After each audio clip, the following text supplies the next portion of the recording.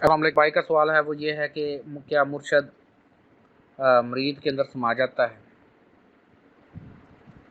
اب مجھے نہیں پتہ اس بھائی کا اس سوال سے کیا مراد ہے کہ مطلب مرشد نے اپنے پاؤں اندر رکھنے اور آپ کے اندر سمانا ہے، کیا سمجھتے ہیں آپ اس مرشد کو اپنے اندر سمانا؟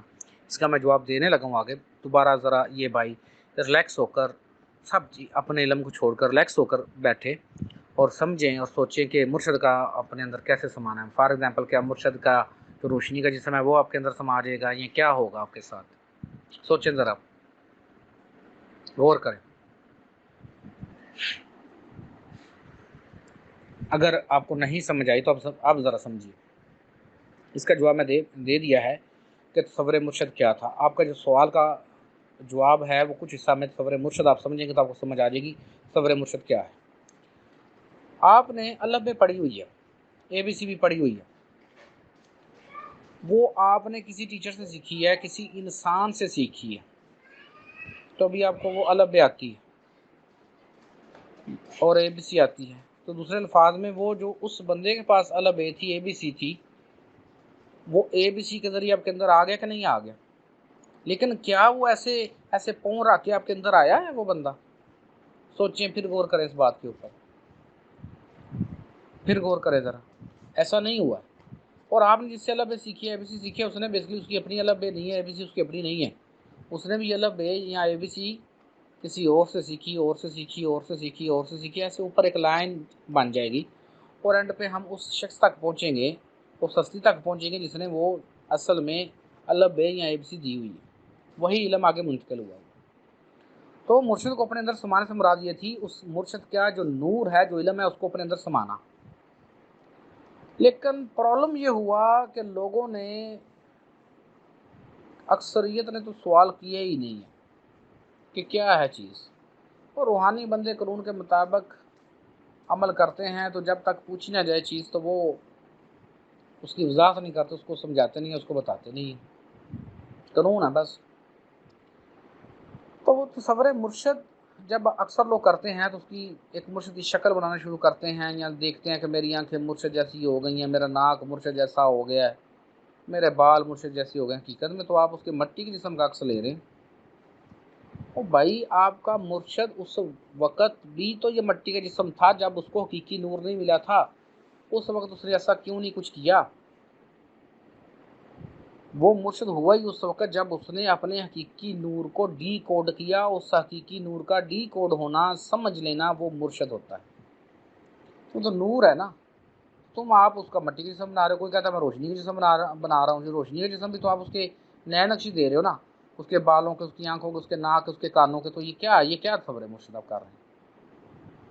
تو آپ مٹی کے جسم کو آپ سوچ رہے ہیں۔ اس کی وضاحت آگے ہم نے کر دی۔ تو مرشد کو اپنے اندر سمانے سے مراد یہ تھی کہ مرشد کے علم کو آپ نے اپنے اندر سمانا۔ جیسے آپ اے بی سی کے ماسٹر بن گئے، ایسے ہی مرشد کے علم کے آپ ماسٹر بنے۔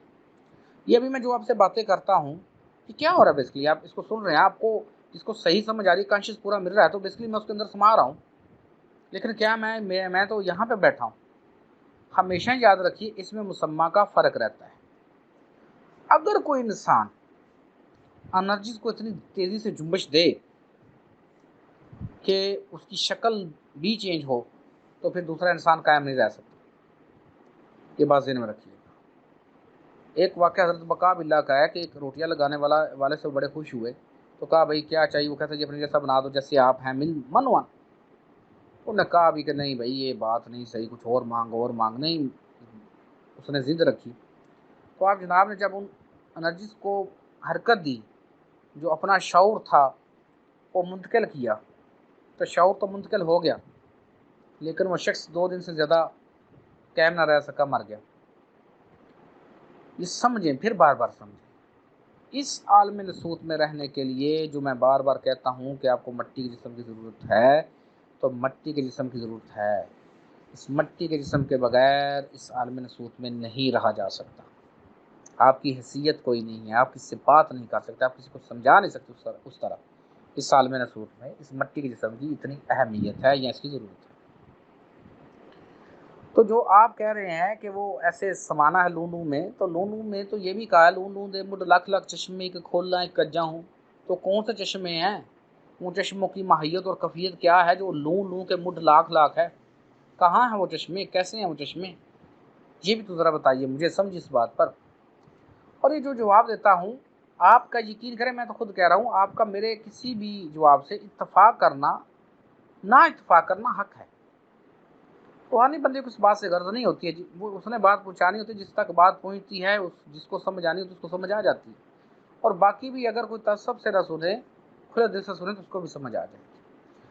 قطعاً مرشد کا مطلب یہ نہیں ہے کہ آپ اس کی جو مٹی کے جسم کے نین نقشے وہ اپنے اندر سمائیں، وہ تو کچھ بھی نہیں، آپ تو وہ سوچ رہے ہیں مائنڈ کو حرکت دے رہے ہیں، اور میکسیمم آپ نے اچھی حرکت دی تو کچھ آپ کے برین میں فوٹان بھی ٹوٹ جائیں گے، آپ کو روشنی ہلکی پھلکی نظر آ جائے گی، آپ کو شکلیں نظر آنا شروع ہو جائیں گی، تو آپ سمجھیں کہ میں نے پتہ نہیں کیا کری۔ ایسا کیا ہے؟ یہ کوئی ایسی بات نہیں ہے۔ اصل مرشد کو اپنے اندر سمانے سے مراد اس مرشد کا حقیقی علم اپنے اندر لینا ہے، اس مرشد کا نور آپ نے اپنے اندر لینا ہے، اسی کو اصل تصور مرشد کہتے ہیں، اور اسی کو فنا فی مرشد کہتے ہیں۔ لیکن لوگوں نے اس کو الٹ پلٹ چند باتوں سے کیا بنا دیا۔ تو جو آپ میں سے نیک اور سعید روح ہیں جو اس بات کو سمجھ رہی ہیں، آپ کا فرض ہے خدا را فلاح انسانی تو فلاح معاشرہ کے لیے آگے لوگوں کو سمجھا دیجیے گا کہ یہ اصل میں تصور مرشد کیا ہے۔ اور میری آپ سے ایک اور ریکویسٹ ہے کہ آپ لوگ اپنے اپنے واٹس ایپ گروپ بنائیں اسی نام سے، عرفان خودی روحانی علاج کے۔ تو مین تو میری طرف سے فیڈ ہوں گے، مین تو میری طرف سے یہ آپ کو علم منتقل ہوگا، تو آپ یہی تحریروں کو، انہی سوالوں جوابوں کو، جو چیز آ رہی ہے ان کو کم از کم آگے شیئر کریں۔ شاید آپ کی وجہ سے کچھ لوگ سمجھ جائیں، کچھ لوگوں تک حقیقی علم پہنچ جائے، اس کو ایسا ضرور کیجئے، شاید آپ کی وجہ سے کچھ لوگ ہدایت پا جائیں۔ ہدایت پانا بڑا ضروری ہے، اگر آپ کی وجہ سے کوئی ایک شخص بھی ہدایت پا گیا، سمجھ گیا، تو آپ کے لیے یہ بڑے بڑے دنیاوی خزانوں سے بھی قیمتی چیز ہوتی ہے۔ امید ہے بھائی کو جو آپ کی سمجھ آ گئی ہوگی، نہیں سمجھ آئی تو دوبارہ سوال مجھ سے پوچھ سکتے ہیں۔